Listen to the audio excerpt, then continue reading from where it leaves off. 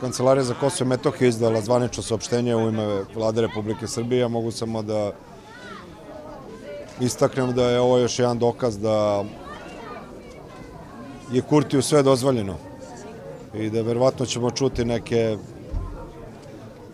formalno-tehničke opaske na taj potez Prištine, da ponovo ne dozvoljavaju najnormalniju stvar, da ljudi mogu da se slobodno kreću, da slobodno putuju.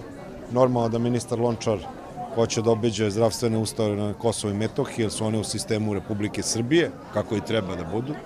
Pre svega govorimo o zdravstvenim ustanovama gde živi srpski narod na Kosovo i Metohiji i mislim da bi bilo najnormalnije, najcivilizovanije da je Zlatibor Lončar, kao i bilo koji građan Srbije, bez bilo kakvog problema putovao i kretao se po teritoriji Kosova i Metohije. Ali živimo u vremenima kada to, nažalost, nije moguće.